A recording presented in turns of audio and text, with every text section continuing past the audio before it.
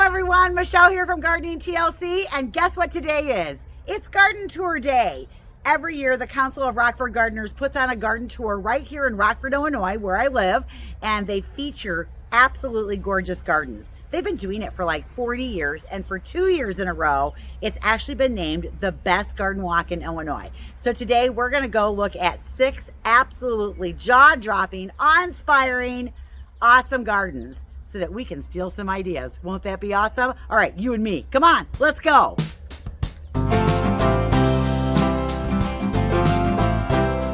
What's really interesting about all of these gardens that we're going to tour is that these are all homeowners that are totally passionate about gardening, and all of them are going to be a little bit different. I also went to the website and looked up what they wrote about their gardens in a little blurb that they had put together for the Council of Rockford Gardeners to promote the event. So this first garden that we're at is the Hes Garden, and I'm going to read what they wrote about it, and then we're going to go take a look at it. As I go through the tours, basically what I'm going to do is I'm going to give you kind of a perspective of all of the gardens. We'll take a look, and then I'm going to go through and show you some of my favorite features, and we'll talk about each of them. All right, so this garden, after 25 years of a crumbling tie wall, we decided a major renovation was needed. We had 2 goals. They wanted the landscape to blend into the forest area in a natural way, and for the garden to be a panorama that they could view from their porch in its entirety. So to that end, they brought in 270,000 pounds of rock. They have a pondless water feature that is accentuated by potted cattails and driftwood. This is a pretty heavily shaded lot, and that has made plant selection challenging, but there's a lot of texture and a lot of color throughout the garden. Now, where there is sun, we're going to be able to see coneflowers, daisies, roses, irises, and more. Now remember, not everything is going to be in bloom. All of these gardens are going to have things that come into bloom and go out of bloom, but we're going to be able to see what it looks like today, July 9th. All right, the other thing that they wrote on this is that they do have accent lighting throughout the gardens, which I bet is absolutely fabulous at night. And they have water cascading from pillars of stone fountains that are supposed to evoke the mesmerizing flow of molten lava. All right, let's go check this one out.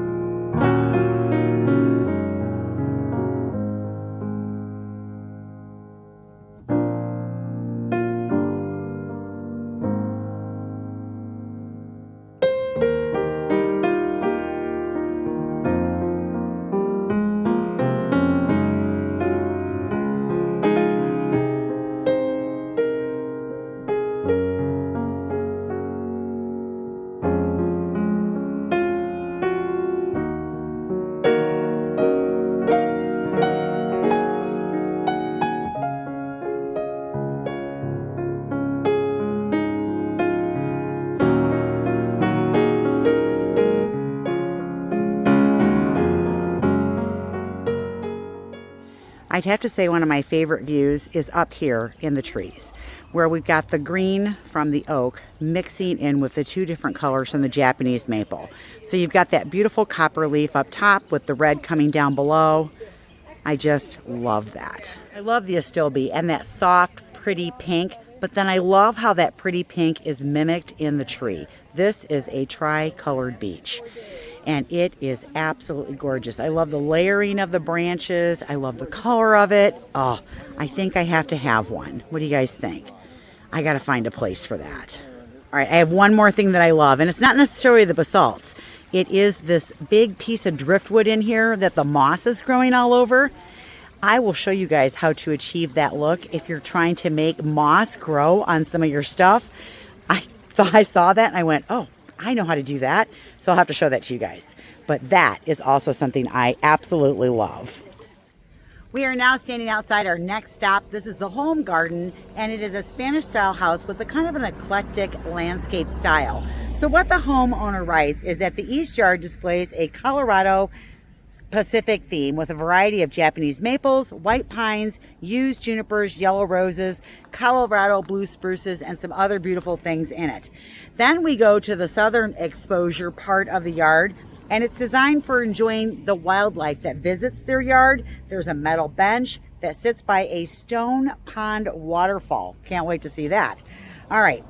This one also has a southwestern yard, and that is set with wildflowers, some different arborvitaes, and it has some nice trees and shrubs that affords privacy and an overall peaceful view of the distance. So yeah, I'm really looking forward to checking this one out. So if you guys are ready, let's go take a look.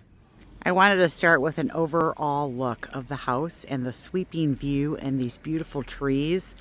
Oh, just gorgeous. And we haven't even made it to the driveway yet.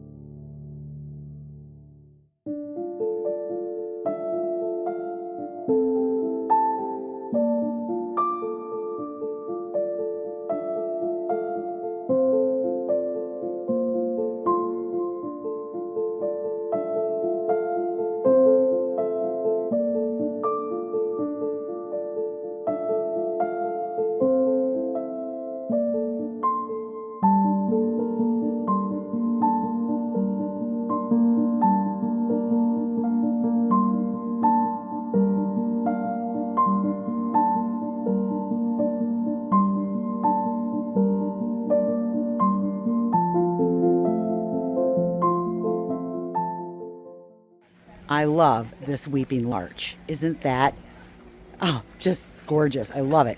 And then I love this big, beautiful textured hosta underneath it. That I loved. And then again, that copper of that Japanese maple next to it. It's so pretty. We are ready for our next stop, and we are at the McQuiry Garden, and they began their garden more than 40 years ago. They've grown the garden over the year, and they have over 50 varieties of hosta, and they like the June hosta too, just like I do. All right, they also have some really pretty mini hostas, the baby bunting, the Pandora's box, and then there's perennials found throughout with coneflowers, rose companion, and a lot of other wonderful things in the garden. Now, they have accents in the garden and some yard art throughout, and they have a tree stump that they transformed into a gnome home. I can't wait to see that. Also, they had a large maple in the backyard that they lost to a tornado, but the trunk is remaining, and they turned it into something really cool that we'll go take a look at. And then near the patio, there's a rustic potting table with a sink and a bubbling boulder, and then they have a garden shed with a small porch, flower boxes, and a cupola that complete the garden. All right, this one sounds really interesting, so let's go take a look.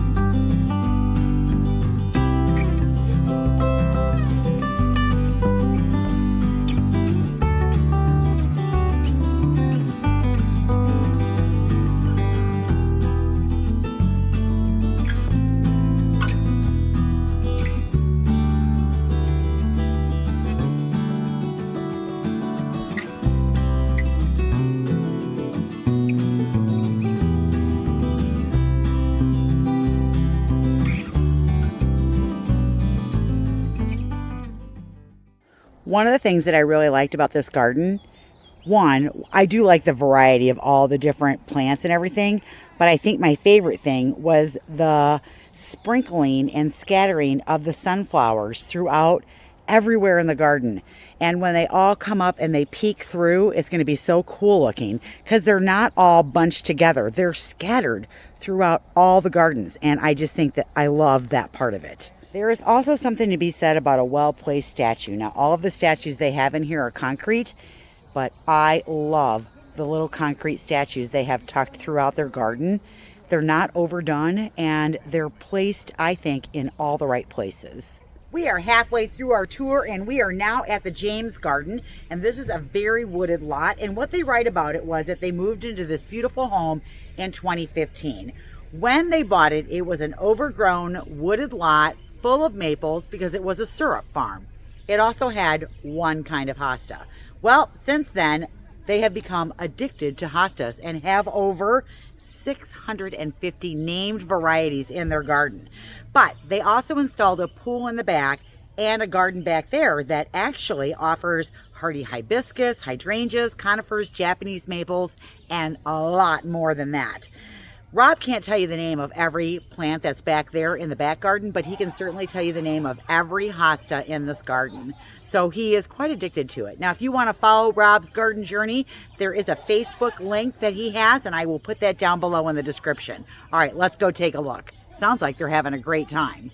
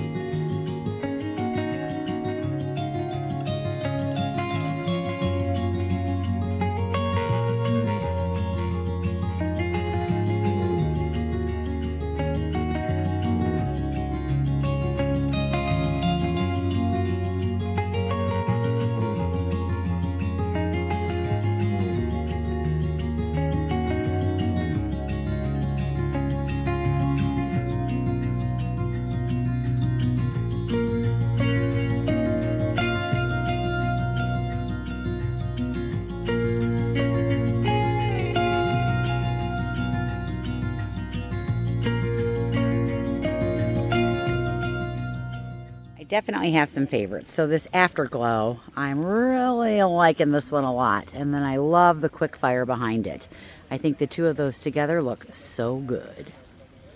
I am also really liking this Hosta right here, this tall vase-shaped Hosta. It's got a nice ridged leaf on it. It's got a nice cupped leaf on there. This one is called World Cup. So I'll see if I can find that one too. I also really like these mushrooms. I'm going to have to ask him, did he make them? Because they look homemade. I think I could make these. We are now going to visit the Keller Garden, which is surrounded by a lot of really mature big trees. I mean, look at this pine behind me. It is so majestic. I absolutely love it. So what they write about this is that it is almost a half-acre wooded property, and it's covered with large oaks, maples, pines, walnuts. So it provides dense and dappled shade throughout the whole property. They have a lot of hostas, ferns, heucheras, lungworts. The main driveway area is lined with a lot of their favorite shade plants. They have a corner that opens to a dense wooded lot with wildlife that visits occasionally. They have another area they call their Pine Corner that has a seating area in it. And then they also have a lot of different things that come in and out of bloom through the whole season. So you're not going to see everything in bloom while we're here today, but we'll be able to take advantage of the things that are in bloom.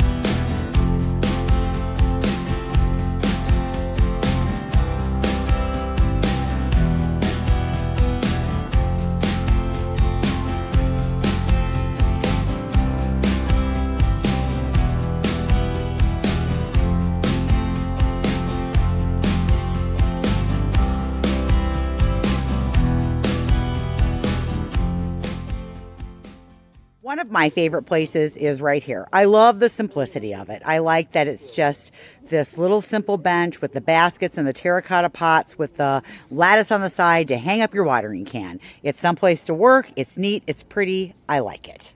My next favorite is actually this dining area right here. I love the way she set the table up.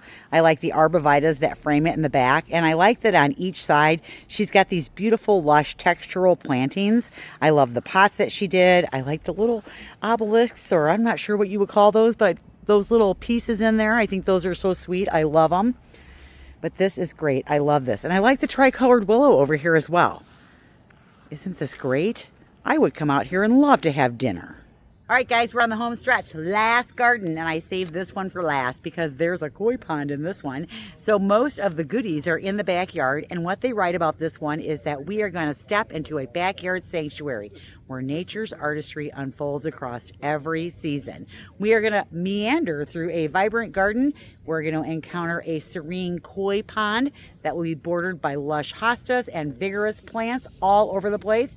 There is a charming Japanese bridge that arches gracefully over the water, and we are going to be able to just totally check out this absolutely awesome backyard. All right, so last one, let's go do it. Isn't this a pretty presentation on the front? I love it. It's so calming and coordinated. I love the door.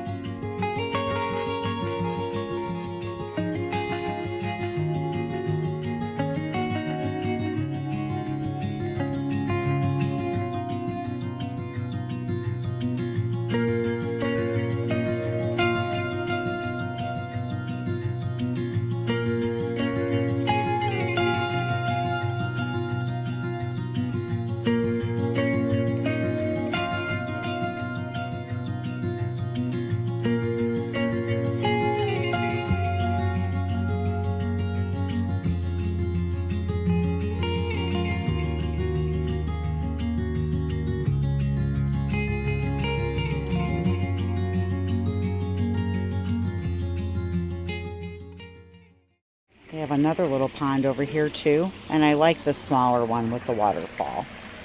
I like that a lot. Ponds are so much work though. Isn't that pretty?